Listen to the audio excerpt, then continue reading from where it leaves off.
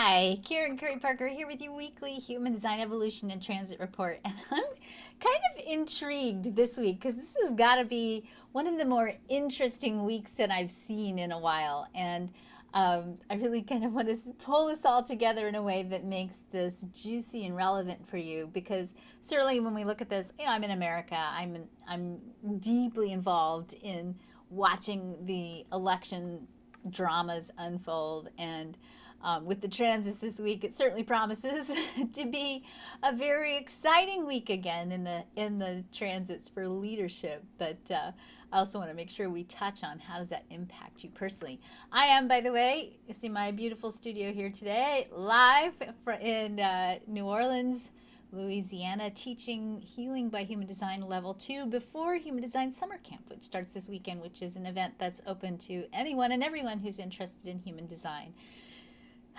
Okay, this week we have spent the last week redefining the story of who we perceive ourselves to be. We've been looking at the past, we've been sharing the stories of the past, we've been taking the blessings from the lessons from what's come before. We've been showing the story of our experience and sharing our experiences with the world.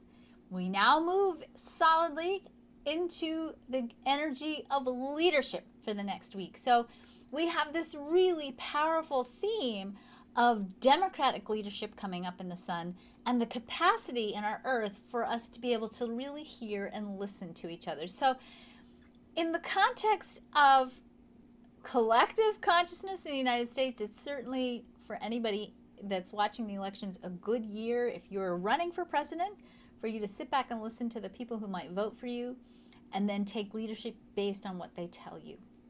In our personal lives, this week is going to be really marked by a cycle of listening, a cycle of sharing, a cycle when, and this will apply to the election as well potentially, a cycle when secrets will be revealed to us and secrets will be uncovered. And from the information that we glean from these secrets and these stories that we've been holding back from each other, when we begin to share the heart of who we are, which is what we'll be doing in the next week with each other, we can then take leadership together to heal, to forgive, to move past the things that have kept us stuck or blocked, to take momentum from the pains of the past and really move forward in a powerful way.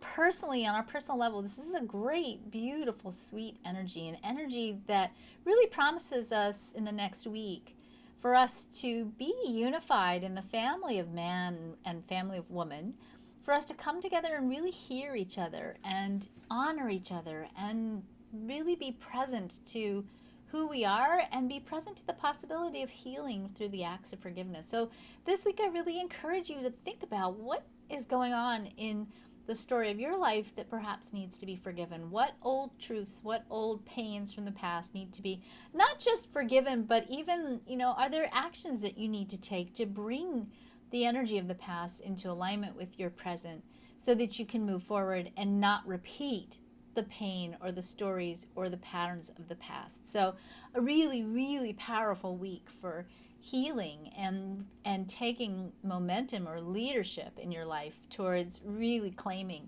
your healing, your wholeness, really claiming what you need to do to create what you want in your life. Now, that being said, we have some other very interesting shifts this week. We've been having a lot of mental energy going on, and particularly mental energy that's been a little bit challenging to process. We've dealt a lot in the last couple of months with the energy of the gate 47 called oppression in the traditional I Ching.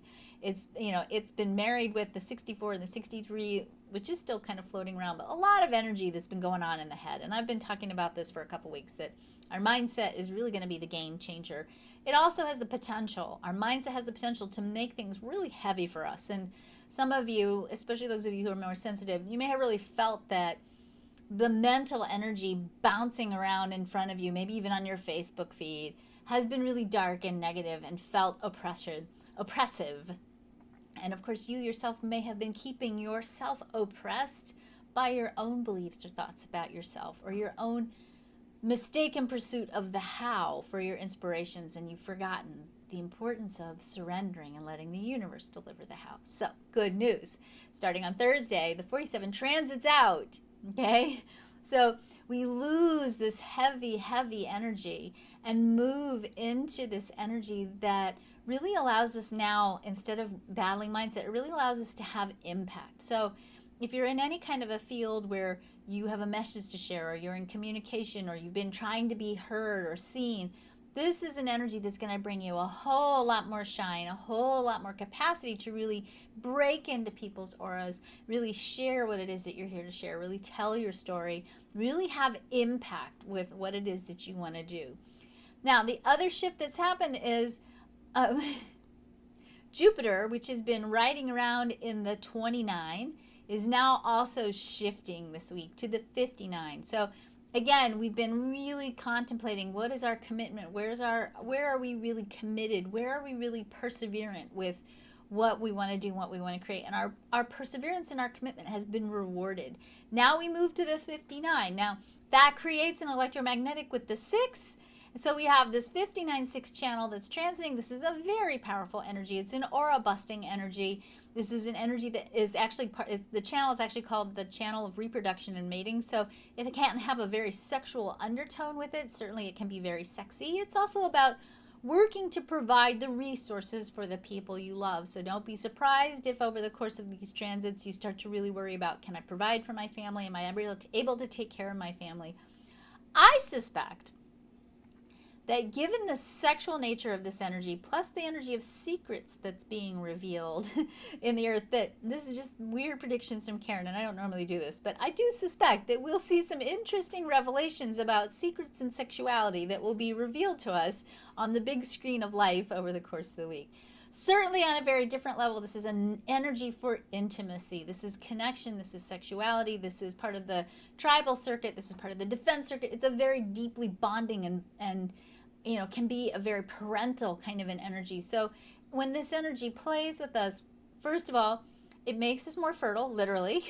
Secondly, it also makes the possibility and the potential for us to deepen our relationships more fertile. This is a great week in your partnerships to really start having dialogues about your roles and your obligations in your relationships and how you want to play that out. And is it time to release perhaps old stories about which gender does what and how you can move into a different level of partnership and a different level of intimacy? And of course, it has a lot of potential for juice and connection in every way that you can imagine possible. All right. The other thing that we see is a retrograde movement of Neptune. We've been in the 63, which is doubt, and it has probably kept us somewhat doubtful of ourselves, most importantly, maybe even a little bit doubtful of each other, doubting our own intuition. We go backwards and we go back into the 37, which is where the energy for Neptune was earlier this year, bringing up or refreshing in us the theme of harmony. How do we need to create peace? What do we need to do to create peace? So lots and lots of flux this week, and lots of flux that's ultimately going to reveal a deeper level of truth, ultimately is going to reveal a deeper sense of obligation to each other, a deeper possibility for compassion for each other and humanity, a deeper awareness of what needs to happen for us to create sustainably in a peaceful way, potentially. Of course, all of the opposite energies are also potential. That 59-6 is the energy for war. The 37 can also be an energy for war. So from a collective perspective, when we think about evolution and we think about the power of consciousness to change the world, and I'm telling you this from New Orleans for a very specific reason, and I'm hosting summer camp in New Orleans this weekend for a very specific reason. We are being invited collectively to step into a space where we are able to keep our focus on what we want to create, even in the midst of chaos, even in the midst of changing and shifting energies. To me, New Orleans is a very harsh energy. To me, there's a lot of poverty here. There's a lot of strife here. There's a lot of woundedness here. When I am here walking on the streets of New Orleans, I really have to stay centered in my energy and in my heart and not become afraid or not retreat into my room and not come out until I have to go home on Sunday. So it's an invitation to be here, to practice keeping your your awareness and focus on your heart, keeping your awareness and focus on what it is you truly want to be creating in the world, and doing it not just by yourself, but doing it in consciousness with each other. Because the more we come together and hold a consciousness of peace and harmony, of sustenance and support for not just ourselves, but for our fellow humans, and we continue to come together in whatever forums we come together, whether it's through watching this video, whether it's through coming to Human Design Camp this weekend, whether it's through, just by being nice to people in the grocery store and holding a space for our human connection.